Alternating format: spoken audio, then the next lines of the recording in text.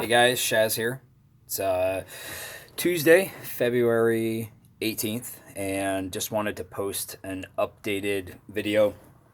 I didn't get one out yesterday. Kind of needed to gather my thoughts a little bit, decide if I really want to do this, I guess. And when I say do this, I'm just talking about regularly posting. Um, I'm a father and I have a business. And so, long story short, there's a lot of time involved in it.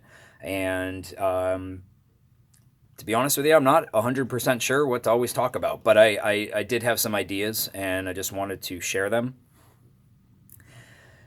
The first idea I have is that I really want this to turn into a bit of a forum where there can be some discord. There is just an absolute ton of information out there.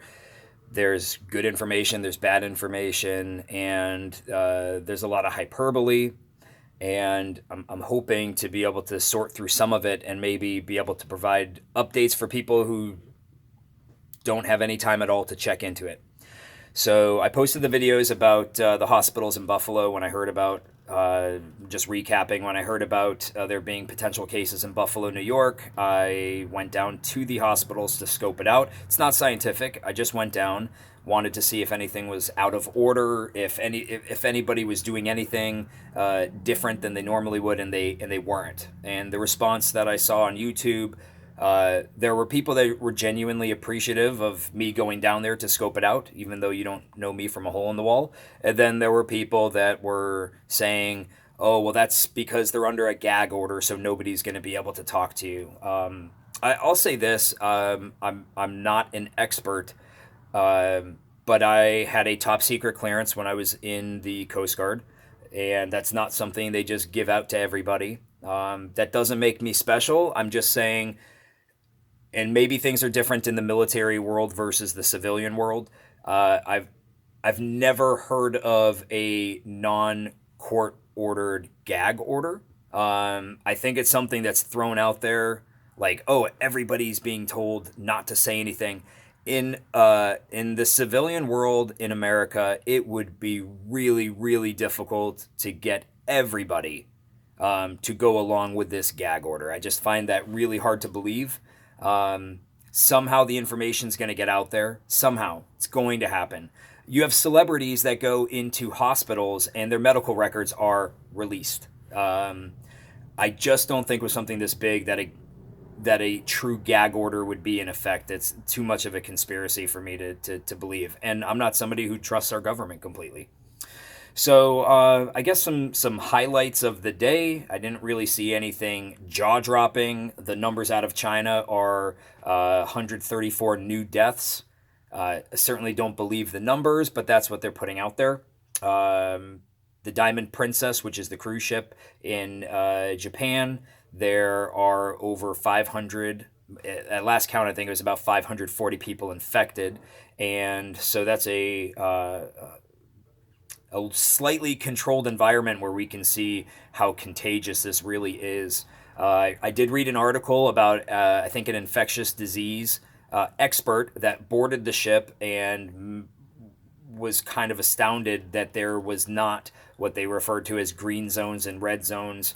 There wasn't much in the way of isolation, and I think his report was not very good. So I would expect we'd continue to see those numbers climb. Interesting article that I read. You could Google it. It is out of the Los Alamos laboratory. I believe that's run by the Department of Energy, and if not a government agency, Department of Energy is. Los Alamos, I'm pretty certain, is. And they did a study with the information that they had, where they estimated that there could be between 550,000 and 4.4 million deaths caused by the coronavirus, specifically COVID-19, and an R naught value of somewhere between, I think it was 4 and 6, which shows that it's highly contagious. I think the mortality rate, they're saying, still is hovering between 1 to 2%. But that was a really interesting article where they kind of explained a lot of really good factual things. I think it's definitely worth looking it up. Again, if you Google Los Alamos coronavirus, you'll certainly see the article. Some fascinating information in there. Again, they were specifically doing disease modeling, and that's something that they do. So tons of variables involved, but these are experts, and this is what they do. So if nothing else, it's a sobering read. Um, there was something else. Let me just see here. I wrote a couple notes. Los Alamos. Singapore had 3 new cases reported, which brings their total to 50, 8 of them being in intensive care. And let's see if there was any other high points. I think that's... Oh, you know what? There was an interesting article I read. It was done by the Fred Hutchinson Cancer Research Center. There is a scientist, his name is Trevor Bedford, and the article was specifically about the claim that this was a bioweapon or bioengineered, and that was something that I kind of actually believed in at the beginning, that, you know, you read something and it sometimes can make so much sense, and it's really easy if you read multiple things that all say the same thing. It's really easy to say, oh my gosh, if this person's saying and this person's saying it and this place says it, it starts to validate this idea that that must be what it is. But this scientist, again, Trevor Bedford, was writing that they have been able to the genetic sequencing, the genome is available to these scientists, and the claim initially that this was a bioweapon was because there are certain, I think, proteins and certain components to this virus that could only be inserted at a laboratory.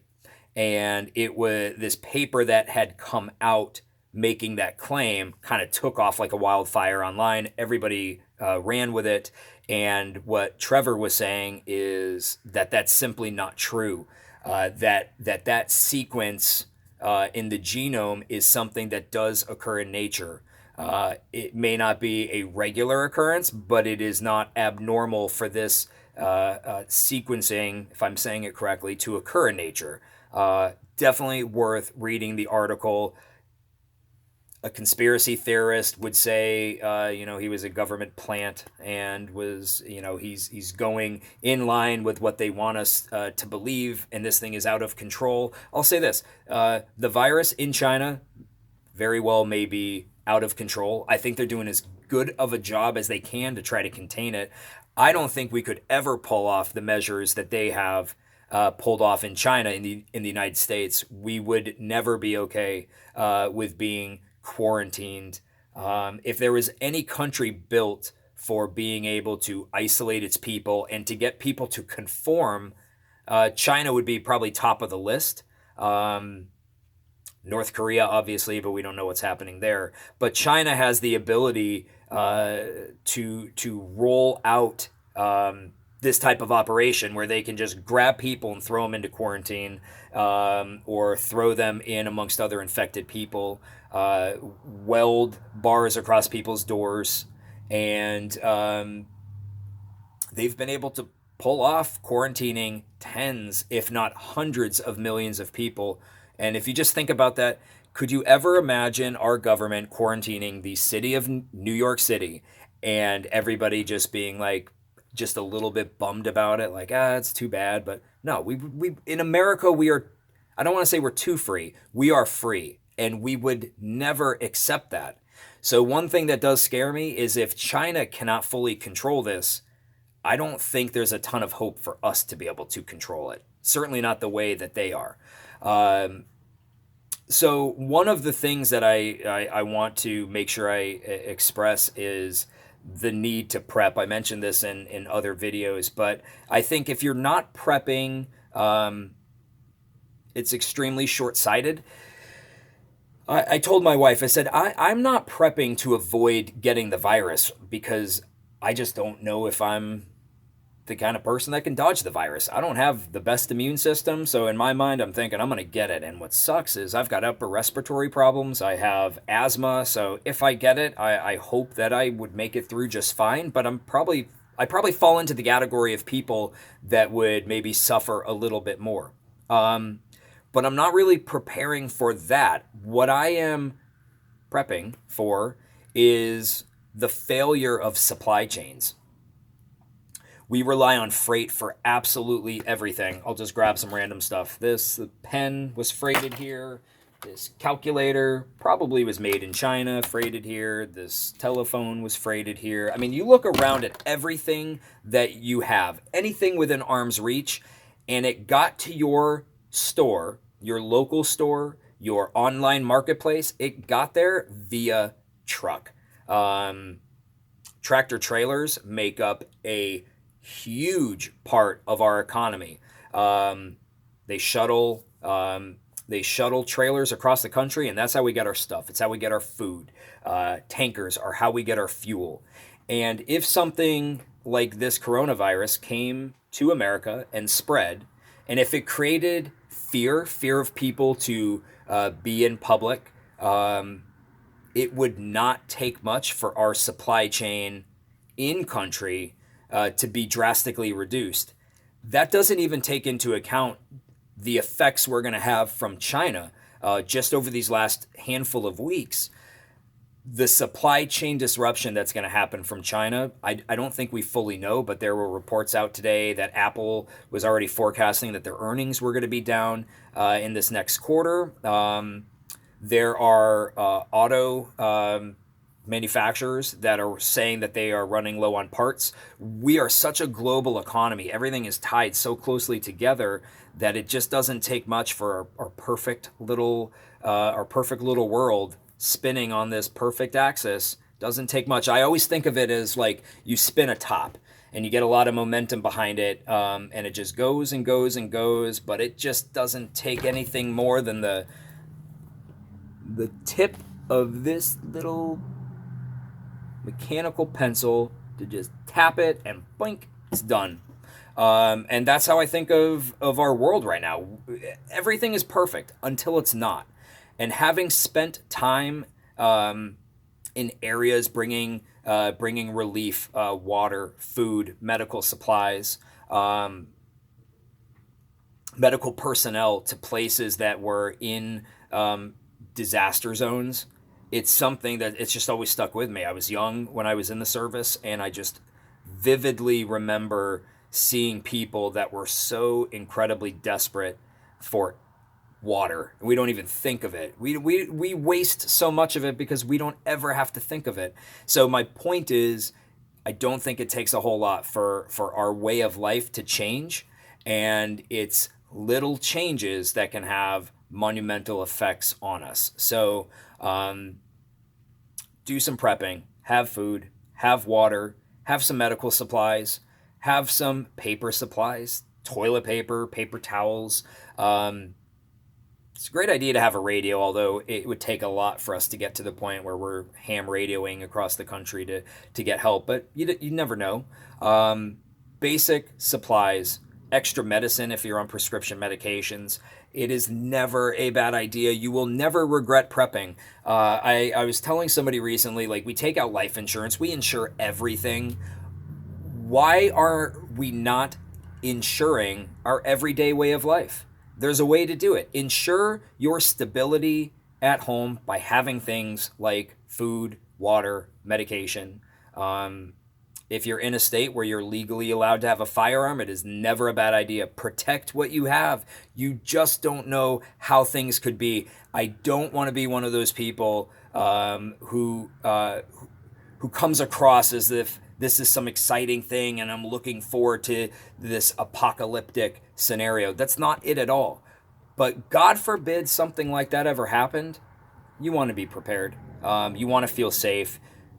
If you're watching this video, it's probably because you care about your family. You're slightly concerned about what's happening out there, and you're looking for information. So if you care that much to be watching videos like this, you should care enough to do some prepping. So that was my update today. Wish I had some actual news to share with you other than what I did at the beginning. I just had a busy day, had a crazy busy day yesterday, and I hope to be able to get some more structured information out there. If you check out Hudah Buddha's channel, I know he made a call over to the CDC today. Pretty sure that the information that he got from them may have even been an email. We're not testing for this here. So we can talk about how coronavirus is not exploding here. We're not testing for it. You don't walk into the emergency room with flu-like symptoms and get tested for coronavirus unless you've been to China recently. So it could be here already. It may not be affecting us the exact same way it is in China, but that's just something to think about. So anyway, thanks for your time, guys. Look forward to doing more videos for you. If you have any questions, comment. How do they say? Comment in the link below. No, I said that wrong. Sorry. Put a comment, and I'll try to get back to you. All right.